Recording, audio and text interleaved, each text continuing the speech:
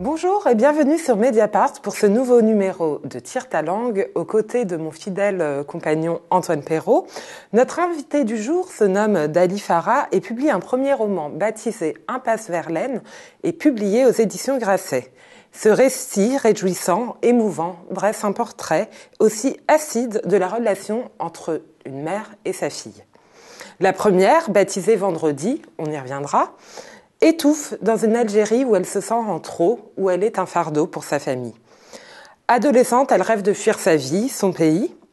Elle y parvient par le biais d'un mariage arrangé qui l'emmène en Auvergne. Elle y donne naissance à une fille, entre autres, qui est la narratrice.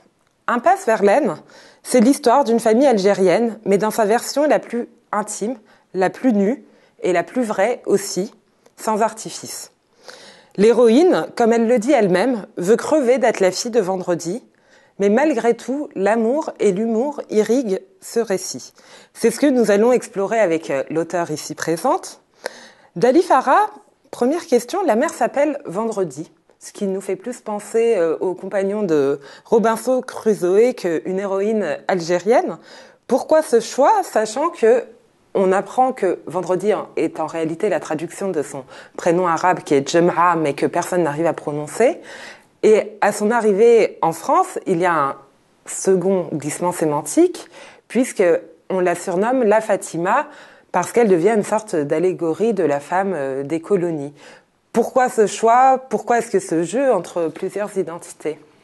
Alors il s'agit moins d'un jeu d'identité qu'un jeu littéraire en fait, parce que moi j'ai appris tardivement que Jem'a, ça voulait dire vendredi, et je me dis mais comment on peut appeler sa fille Vendredi, quelle idée. Et puis les prénoms sont assez étranges chez les Berbères. J'ai une tante qui s'appelle Pomme, bon il y a des Clémentines ici en France, mais et c'était très étonnant, et l'onomastique m'intéressait parce que je sais qu'il y a le modèle, et c'est un de mes livres préférés, Vendredi ou la vie sauvage, il y a quelque chose de sauvage là-dedans, et le fait d'appeler ses enfants par des noms du jour de la semaine, c'est dire le lien que l'on a avec la naissance, qui est en accord avec des cycles, en accord avec ce qui se passe dans la nature.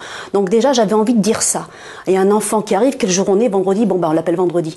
Donc il y a quelque chose des fois de simple, de direct entre la vie et le réel, et c'est ça que je voulais noter. Et j'ai commencé par l'appeler Vendredi parce que c'est moins une histoire d'héroïsme que de vie minuscule. Et j'avais envie de lui donner un petit peu ce double éclairage là. Mais on entend Ventredi, non? Vendredi. Pourquoi pas? Vous ne l'avez pas entendu? Non, non. Mais vous êtes vous-même baptisé. Vous écrivez à propos des changements de nom ou de prénom. C'est page 99 de votre livre. Vous écrivez « Ma mère m'appelle, un nom comme un cri, la dernière syllabe comme un hurlement. Quand je serai grande, je changerai de prénom. Pour l'heure, il faut changer le hall d'entrée. » Et vous avez changé, en tout cas, votre patronyme. Oui. Et qu'est-ce que ça veut dire d'ailleurs ça a quelque chose à voir avec la lacrité, non? C'est très important le prénom, ce que vous dites là. Et effectivement, quand la narratrice, en fait, quand on l'appelle, c'est pour lui hurler dessus, ou alors on l'appelle pas. Être appelé, c'est un beau sens. Être appelé, être nommé, c'est normalement quelque chose d'assez tendre, d'assez doux. Et au fond, on finit par ne plus être, en étant appelé uniquement pour ça, dans une forme de destruction, de néantification.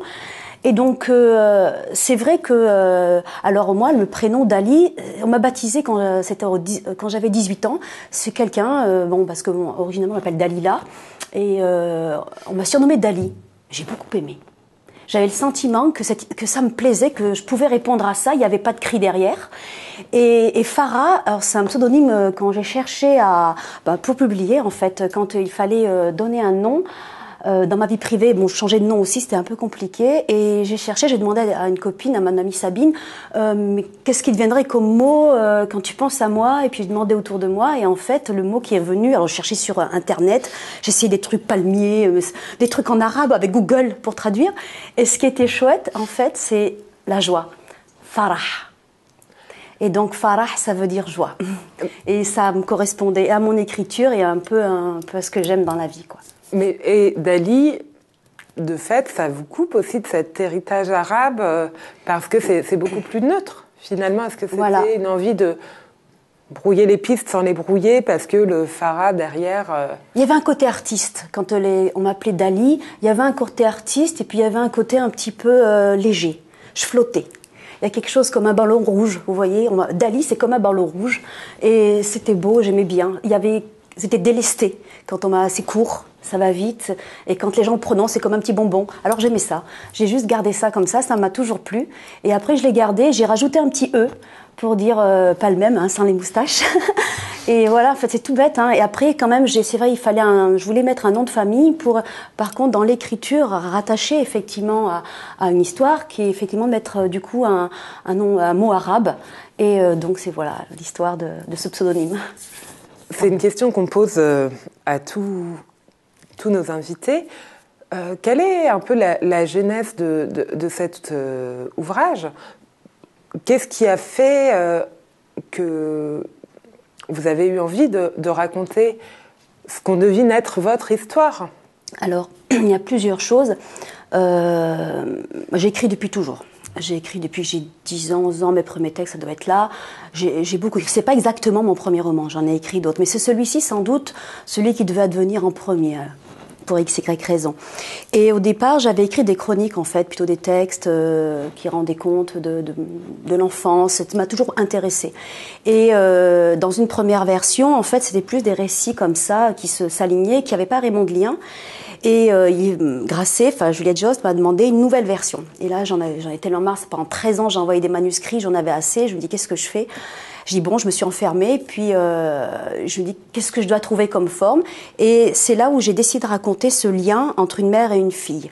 Je me suis dit, il faut que tu trouves quelque chose. Et c'est ce qui m'est apparu, en fait, de plus cohérent. Et j'ai refait tout le livre en 2 jours et demi pour pouvoir le renvoyer dans sa version vérité, en fait. Et c'est comme ça qu'il a été fabriqué, en fait. Au départ, c'était des petits récits comme des petites nouvelles. Et à la fin, la vérité, c'était ce lien mère-fille dont je pouvais rendre compte dans sa complexité, dans son nuancier.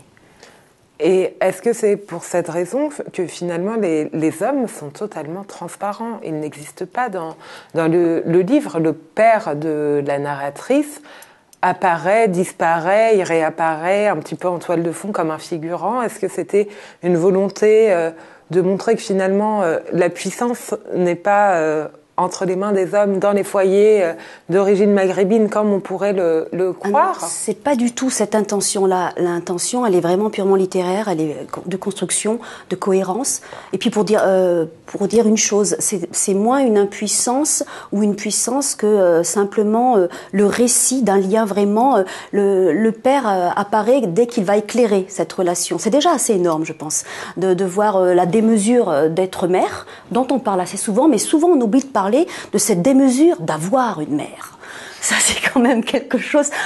Et je crois que c'est ça que je voulais raconter. Donc, les hommes apparaissent. Il y a une sœur aussi. La sœur, elle apparaît qu'une fois. Pourtant, c'est une femme. Et elle est désirée. Voilà. Et elle apparaît parce qu'elle va éclairer quelque chose de très particulier. Dans la mesure où la mère se déclare un peu incompétente à l'être, elle permet à la fille, elle, de devenir mère et ainsi d'advenir dans sa relation avec sa sœur. Donc il y a quelque chose d'assez beau et d'assez vital là-dedans, et même si ça a l'air un petit peu d'être un travers. Et du coup, c'est pour ça, le chapitre qui est intéressant, c'est la naissance de la sœur qui fait advenir la fille comme mère substitutive de sa sœur. Vous parliez de démesure à l'instant, mais la démesure, elle est continuelle dans votre roman et dans votre écriture. Et ce que j'aime, par-dessus tout, c'est cette espèce de feu sur Aragon, c'était feu sur le quartier général. Vous, c'est feu sur la bienséance. Je donne juste un exemple à propos de l'illettrisme de la mère. J'adore être le nègre de ma mère, j'en suis fier. Un journaliste de Mediapart ne peut pas écrire ça. Il y a le mot nègre, et puis vous ne féminisez pas le. C'est bon, j'en suis fier, en revanche, vous l'écrivez, accent grave RE. C'est une provocation extraordinaire par les temps qui courent, et il en est tant d'autres. Le compte personnel que vous réglez avec Allah, tout autre que vous serait traité d'islamophobe. La façon de décrire le corps des femmes dans le hammam, tout autre que vous, ce serait considéré comme de la misogynie. Et puis, le retour en Algérie, j'aimerais que vous puissiez lire un bref passage. Vraiment, comme disent les journalistes, vous cochez toutes les cases. Mais on va y revenir. Il y a chez vous une sorte d'oxymore, de cruauté bienveillante. Mais je vous laisse d'abord le lire. La bande-son est épouvantable. Des onomatopées de surprise, grossies de sanglots et de reniflements. On me lance des regards appuyés, les sourcils se soulèvent, grotesques, comme dans un opéra bouffe. Je n'ai aucune tendresse pour ces balbutiements aussi fictifs que ma présence ici. Je les regarde de haut. Je veux être condescendante. Et je trouve en moi les ressources distillées par l'école républicaine, habile à transmettre le mépris et la suffisance, sans même une publication au journal officiel. Donc, explication de texte tout de même, parce que là se mêlent beaucoup de choses, notamment une figure de style qu'on peut appeler l'ironie. Mais en gros, vous passez votre temps à vous mettre dans la peau du colonisé, dans la peau du colonisateur, et vous jouez avec les identités aussi plurielles que fluctuantes, et en définitive dérisoires. Alors pour répondre globalement à toutes les mentions que vous avez dites, ce qui est important, qu'il faut retenir, enfin moi ce que j'aime quand j'écris, c'est l'exactitude. Quand je dis je suis le nègre de ma mère, je suis le nègre de ma mère. C'est-à-dire que, objectivement, j'écris pour elle. Et pour elle et pour d'autres. Donc c'est le travail, ça s'appelle comme ça. D'accord. Voilà. Donc il y a quelque chose là-dedans aussi. Moi j'aime ce qui est exact, j'aime les mots réels. Quand je sais plus ce que vous avez cité d'autres. Je parlais notamment de cette description page 127 dans le hammam. Tous ces corps, c'est exactement comme ça. C'est-à-dire que quand on arrive dans un hammam, vous avez des seins, vous avez des fesses, vous avez des cuisses, vous avez des corps, vous avez de la sueur, vous avez des bourrelets, vous avez toutes les. Et puis ça arrive. Je décris que c'est les murs qui donnent des femmes, parce qu'effectivement, dans les hammams populaires, c'est pas le spa. Hein. Donc, du coup, on se lave, quoi. C'est merveilleux. Et c'est extrêmement violent. Très vigoureusement. Et la narratrice, quand elle, ce que je voulais raconter, ça, c'est une expérience que j'ai eue adulte, en fait. Je l'ai mis dans un récit d'enfance, mais c'est quelque chose que j'ai eu adulte. Au Maroc, donc vous voyez, ça n'a rien à voir. Et je me souviens d'avoir eu cette sensation d'infimité qui est très importante dans mon texte, c'est-à-dire de se sentir infime dans ce monde de femmes. Et bien c'est là où on se positionne. Et c'est un petit peu la même chose pour ce que vous dites ici. Ma question est moins de se dire colonisé, pas colonisé, que de dire qu'est-ce qui est juste. Qu'est-ce qui est exact? Ce qui est exact, c'est que quand la narratrice arrive elle comprend pas. Il y a une bande son, ça crie, il se passe des choses. Qu'est-ce qui se passe? Elle n'en sait absolument rien. C'est un opéra bouffe parce que tout est poussé en haut. Apparemment, il m'arrive des fois d'éclater de rire et souvent on fait chut. Je suis toujours un peu trop. Et en fait, il y a toujours ce sentiment d'être pas tout à fait. Il faut qu'il y ait un ingénieur son qui baisse un petit peu tout. Mais quand on arrive dans d'autres pays, on voit ça, ces mouvements de curseur. Et c'est ce que la narratrice vit. Et donc, du coup, elle a une forme de mépris dont elle n'a pas vraiment tout à fait conscience, mais je veux le raconter parce que ça s'appelle du mépris et ça s'appelle pas autrement. Donc, c'est vraiment plus, moi, quand j'aime quand je dis une chose, la dire comme elle est. Et donc, du coup, je suis pas exactement dans une démonstration, une argumentation. J'aime être exacte. C'est pour ça que vous avez ce sentiment, effectivement, que ça balance. C'est la nuance, en fait. C'est peut-être ça la réponse à votre question. Une nuance, mais tendue et comme vers une cible. C'est-à-dire que dans nuance, il y a souvent quelque chose de doux, alors que vous êtes continuellement dans une forme de tension qu'est votre écriture. C'est peut-être une énergie, une vitalité, et puis c'est assez joyeux quand j'écris. Et donc j'aime bien dire les choses pour aller les chercher, quoi. J'aime bien les résoudre, chercher l'exactitude, penser contre moi-même, penser contre mes représentations. Et c'est très important pour faire une littérature qui soit juste et qui touche. Et qui soit juste, ça c'est important pour moi. Justement, l'écueil dans ce type de littérature, c'est de raconter quelque chose de très larmoyant. Or, vous, ce qui est absolument réjouissant dans votre livre, c'est l'humour dont vous faites preuve. Donc, en lisant ce roman, on se surprend à rire. Et il y a une phrase que je trouve est assez représentative de votre style. Donc, je vais la lire. Donc, c'est l'héroïne qui va à l'école. Et elle raconte. L'après-midi, à l'école, je me présente déstructurée comme un Picasso, décorée comme un sapin de Noël avant l'heure. Lèvres gonflées, joues bleues, yeux cernés. L'indifférence générale est rassurante. On approche du mois de décembre. On a le sens des festivités religieuses et de l'art abstrait dans les écoles publiques. Donc, l'héroïne nous raconte ce qui est d'ailleurs très présent dans l'ouvrage, qu'elle se fait frapper par sa mère, qui elle-même se faisait frapper par sa propre mère. Donc il y a une espèce de continuité dans la violence.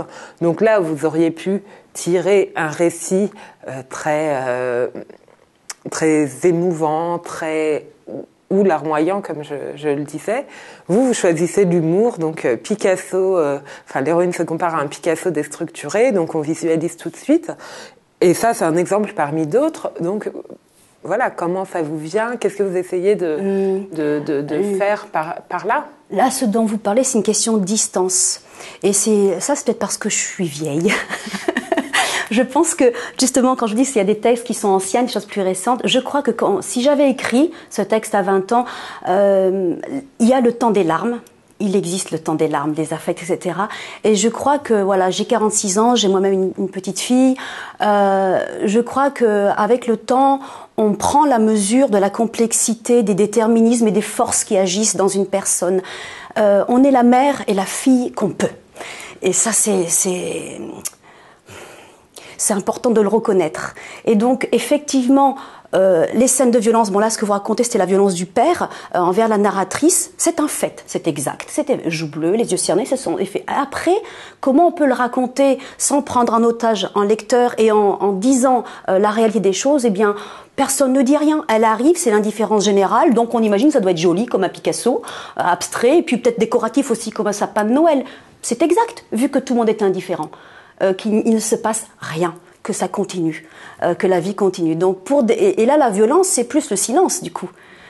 Et ça va continuer dans le chapitre ensuite où la narratrice fait l'aveu. Oui, de cette violence. À la maîtresse, et cet aveu va être suivi d'une scène un peu improbable. Et la violence, après, on se dit peut-être qu'elle est là.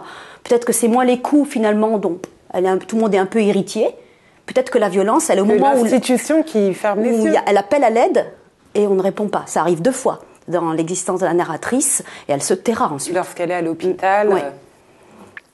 Et par ailleurs, dans cette envie peut-être d'être à contre-pied sans le vouloir, il y a le sentiment de honte, la honte qui nourrit beaucoup de littérature. On en a souvent parlé ici, oui. Dans nos émissions. Et là, vous insistez à chaque fois sur cette dignité. Cette dignité, c'est... Par exemple, lorsqu'il y a une épidémie de poux à l'école, on découvre que la mère, donc vendredi Jemra, est complètement horrifiée. Elle épouille elle-même sa fille, et parce que elle dit on doit avoir l'air propre et pas l'air arabe, ça va ensemble. Donc il y a ça, il y a ce moment où la narratrice entre en 6e, elle est parfumée, pomponnée à souhait, avec toujours cette idée de on ne doit pas ressembler à des pauvres. Est-ce que c'est justement, encore une fois, une volonté de se dire peut-être qu'on n'est pas obligé de camper toute notre vie dans ces stéréotypes enfants d'immigrés qui ont grandi dans la crasse, la saleté, la pauvreté? Mais ça, c'est un mensonge en plus souvent. Et ça rejoint peut-être ce que vous dites tout à l'heure sur la République, c'est-à-dire qu'on se modélise. C'est comme on a des modèles intérieurs. Le personnage de la mère, là, une petite fille, ça doit ressembler un peu à une poupée. Donc on la décore, on fait ce qu'on peut, hein, on la pchite, on lui met des trucs, on dit ruban dans les voilà. Et puis effectivement, l'époux, c'est vraiment la condamnation, le regard sur la pauvreté. Et ça, il faut surtout pas. Je crois que à un moment donné, je mets, elle n'est pas pauvre, elle n'a pas assez d'argent. Nuance. Donc c'est pas exactement pareil, parce que être cantonné finalement à une étiquette, etc., c'est être modélisé dans une réalité qu'elle refuse. Et c'est peut-être ça rejoint ce que vous dites sur les mots. La mère cherche dans les mots à modifier le réel, alors que la narratrice va chercher à le réenchanter.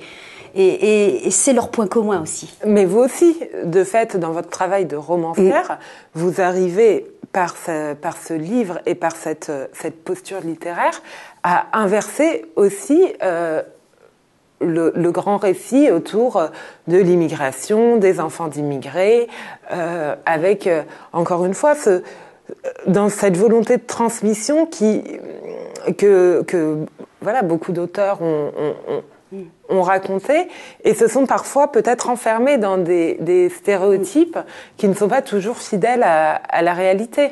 Oui, ça c'est vrai, et vous savez, c'est tout simple, c'est que j'ai pris vraiment des vies minuscules. J'ai pas cherché à incarner quelque chose, un modèle, j'ai pas cherché à avoir un discours, vous trouverez rien dans le livre qui développe une théorie ou l'aspect social, c'est les gens eux-mêmes. J'ai rien à dire.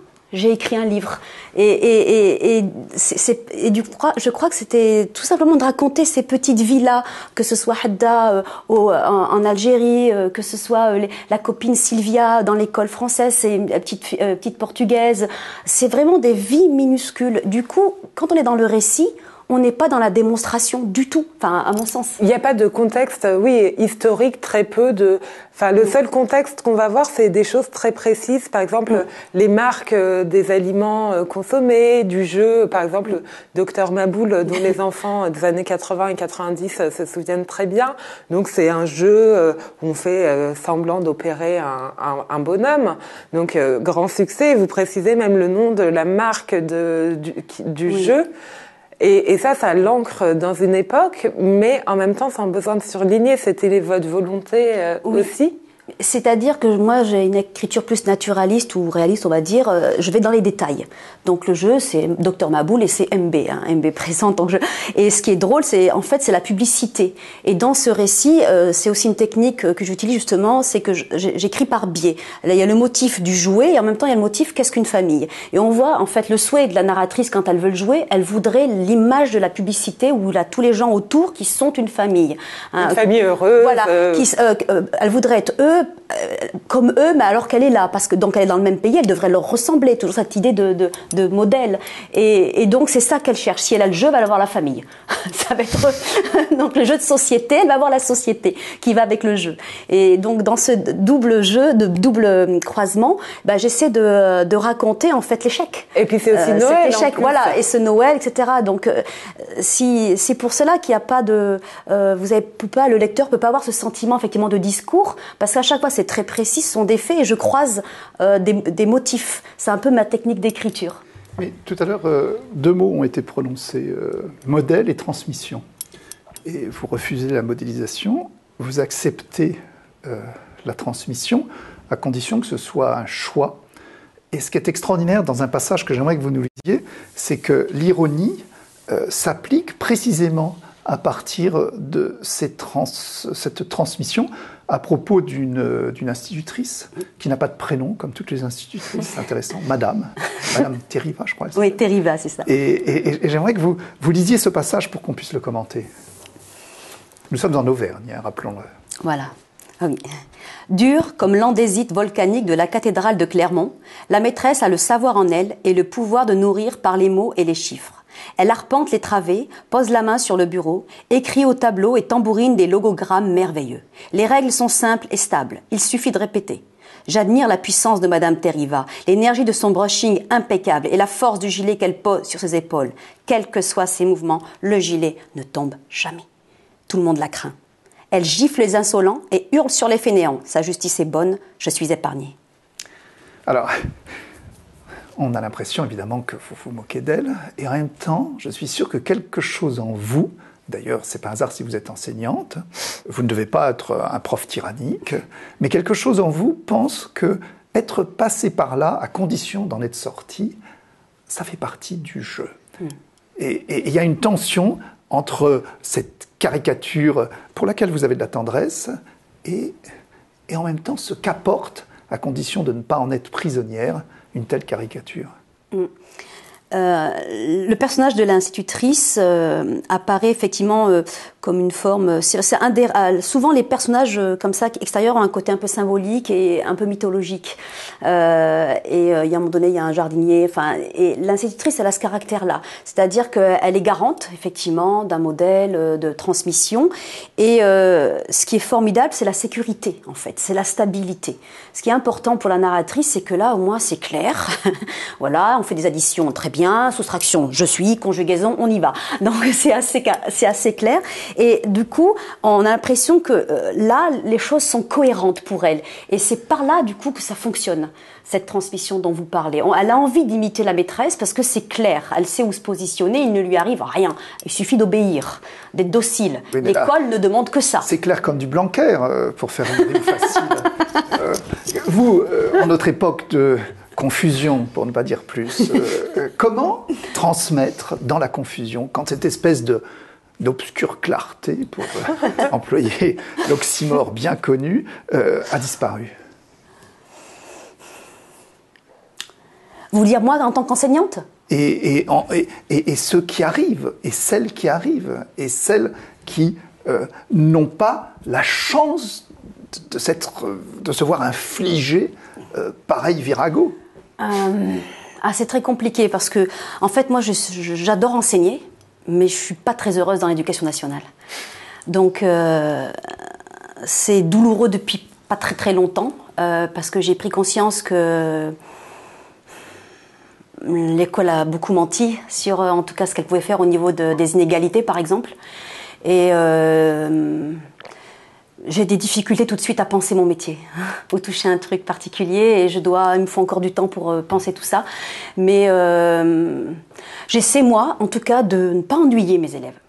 De leur donner le maximum de joie et puis d'essayer de leur faire prendre conscience de leur propre puissance. Voilà, c'est ce que je me suis dit depuis 2 ans. Là, c'est me dire, voilà, essaie de ne pas les ennuyer et donne-leur de la puissance. Par la littérature, par la philosophie, par la culture générale, ce que j'enseigne. Voilà, c'est ce que j'essaie de faire dans ce qui est donné, dans les espaces donnés, dans tout ce qui est... voilà. Et vous, quel est votre propre rapport à la littérature ? Est-ce qu'elle vous a permis de combler justement un peu cette inégalité de naissance ? Alors la littérature, je le raconte un petit peu, j'ai un rapport un peu charnel, physique, vital. Là, c'est le point commun, parce que c'est le point de transmission entre la mère et la fille. Parce que certes, il y a l'école, mais qu'est-ce qui fait que la narratrice aime les histoires? C'est sa mère qui dit, tant qu'il y a de la vie, il y a de l'histoire. Donc c'est la transmission par la... Il y a une histoire aussi très chargée, une histoire familiale avec le grand-père mort, torturé. Elle est analphabète. La narratrice fait le constat de cette impuissance. Donc il faut aller vers les mots. Ensuite, la mère raconte des tas d'histoires et elle refait le réel. On lui dit, t'as pas fait ça, elle dit si. Ah bon, voilà, donc on peut modifier le réel et c'est par ce biais-là que finalement elle va vers les livres et c'est aussi un refuge. C'est aussi une protection. À un moment donné, je raconte, elle est comme un Goldoracrus avec les œuvres sur son corps et je suis encore un peu comme ça. Quand j'ai un peu peur, je m'imagine avec des œuvres sur moi pour pouvoir aller vers la vie. Ça m'arrive aussi. Et donc le rapport à la littérature, c'est à la fois quelque chose d'assez vital, un sentiment de puissance, c'est un grand moment de joie, quoi. J'adore écrire et lire parce que ça me rend joyeuse. J'adore ça, c'est un vrai bonheur. Je pense que c'est une belle conclusion à cette émission. Merci beaucoup Dali Farah de nous avoir éclairé sur cet ouvrage qui s'appelle donc Impasse Verlaine. Quant à nous, on se retrouve très vite sur Mediapart pour un nouveau numéro de Tire ta langue. À très bientôt.